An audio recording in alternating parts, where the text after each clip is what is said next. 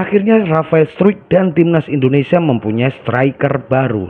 Dia berdarah keturunan Semarang, asal Belanda.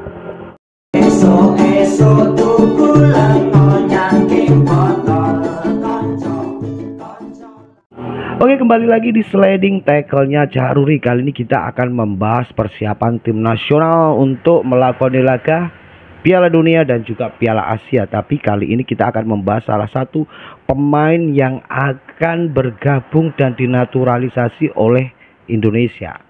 Dia anak muda berumur 21 tahun, kakek keturunan asal Semarang, saat ini tinggal di Belanda. Siapa lagi kalau bukan Nathan Joe. Nathan Joe ini selain dia seorang back, tapi dia juga seorang striker. Ketika dia memperkuat Excelsior, salah satu tim yang ada di Belanda, dia kadang-kala dipasang back, kadang-kala juga dipasang sebagai seorang striker.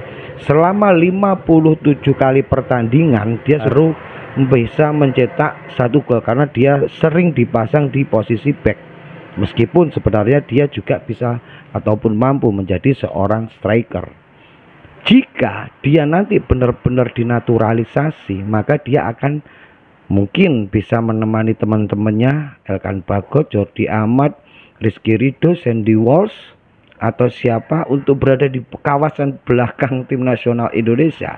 Tapi jika Sintayong memasang Nathan Joe ini di posisi striker, saya kira akan membayangi Rafael Struijk. Mungkin akan dipasang 2 striker antara Rafael dan juga Nathan Joe. Akan tetapi apakah ini nanti benar-benar akan dinaturalisasi atau enggak, ini keputusan ada di tangan Sintayong. Karena Sintayong masih mengatakan saya akan melihat kemampuannya si Nathan ini terlebih dahulu. Kemungkinan besar dia akan datang. Mungkin ketika FIFA Matchday atau beberapa saat lagi dia akan datang ke Indonesia. Yang paling saya suka dari Sintayong ketika mau mengambil pemain naturalisasi adalah pemain-pemain yang masih di usia belia atau setidaknya di bawah umur 23 tahun. Itu yang paling saya suka karena masih ada proses waktu untuk penggemblengan atau pemolesan-pemolesan. Selain mereka sudah mendapatkan ilmu-ilmu yang luar biasa di kancah sepak bola Eropa. Meskipun saat ini si Nathan Joe ini sudah berpindah klub yang dulunya di Belanda, sekarang di kasta kedua Liga Inggris, yaitu Swansea City. Saya kira kalau kita mendengarkan Swansea City udah nggak asing lagi, karena Swansea City juga pernah berada di Premier League atau kasta pertama di Liga Inggris. Jadi nggak kaleng-kaleng meskipun Liga 2, tapi kalau liganya Liga Inggris, kalau ini diterjukan di kawasan Asia tetap aja bisa juara. Karena kita tahu ketika sudah masuk di level Liga Inggris 1 atau 2, mereka itu permainannya sudah levelnya memang sepak bola industri. Bahkan sering kita jumpai pertandingan-pertandingan antara Liga 2 dan Liga 1-nya di Inggris itu pertarungannya sengit banget jika ketemu. Jadi kali ini sebenarnya kalau saya pribadi nih lebih cenderung menginginkan kalau Indonesia itu menaturalisasi di bagian striker, karena kita tahu kita sangat kekurangan striker.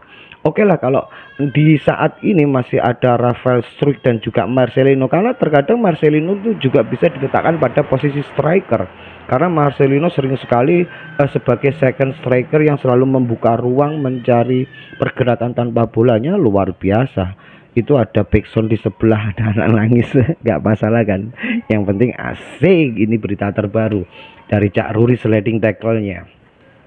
Kalau kita berbicara masalah grade A, grade B, saya kira untuk Nathan Joe ini secara subjektif saya kira belum masuk pada radar grade A-nya, karena kalau dibandingkan dengan Itzes, saya kira Itzes lebih bagus, karena secara level kompetisinya di Itzes juga lebih bagus pula gitu kan. Dan sayangnya di bagian belakang itu sudah sangat penuh sesak para pemain back, karena kita tahu di center back sudah ada Jordi Amat, sudah ada Rizky Ridho, bagian kanan sudah ada yang namanya Sen Patinama, bagian kiri ada Sandy Walsh, masih ada Elkan Bagot. Jadi kalau untuk back ini benar-benar udah menumpuk para pemain-pemain yang luar biasa. Semoga untuk kedepannya PSSI lebih istilahnya lebih mengutamakan menaturalisasi striker, karena kita itu benar-benar kekurangan striker yang house goal gitu loh, yang beringas. Kalau kita masih berbicara tentang striker lokal, saya kira memang untuk Dimas Derajat dan juga Dendi Sulistiawan saya kira bagus. Mereka bagus, mereka punya kekuatan, mereka punya fisik, akan tetapi terkadang untuk body cas itu terkadang mereka masih kalah dengan para pemain-pemain yang berasal dari benua Asia Tengah gitu kan. Oke lah, sekait ini kalau kita berbicara tentang naturalisasi, lagi-lagi sebenarnya kalau ini masukan dari saya pribadi kepada PSSI, mohon lagi-lagi untuk penyeleksian naturalisasi harus benar-benar terseleksi dengan hati-hati dan sesuai kualitas. Dan saya kira Sintayong memang sudah mampu untuk mendeteksi apakah ini patut untuk dinaturalisasi atau enggak, karena takutnya kita akan berada pada posisi Qatar. Ketika itu Qatar memang hampir 98%, hampir 100% itu full naturalisasi tapi gagal total. Oke, jadi berita hari ini adalah berita yang istimewa, tapi yang enggak istimewa banget karena ya sudah menumpuknya para pemain di belakang yang sudah luar biasa. Tapi istimewanya ketika nanti tim nasional senior dan tim nasional U23 ini sangat padat jadwalnya, jadi bisa dibagi untuk pemainnya, karena hampir keseluruhan rata-rata para pemain naturalisasi itu syukurnya itu berada di bawah umur 23. Elkan Bagot masih berapa, kemudian masih ada Struijk, ada Ivar Jenner, dan juga Itses, kemudian tambah lagi Nathan Joe, semua masih di bawah umur 23. Jadi saya sangat setuju kalau menaturalisasi itu adalah umur di bawah 23, karena masih ada waktu yang cukup panjang untuk memoles dan juga istilahnya mengambil ilmunya dari mereka yang berkompetisi di Eropa untuk ditularkan kepada para pemain-pemain lokal Indonesia. Jadi semangat terus buat timnas Indonesia. Saya yakin Indonesia semakin membaik dan semakin bisa bersaing di kancah Asia dan dunia.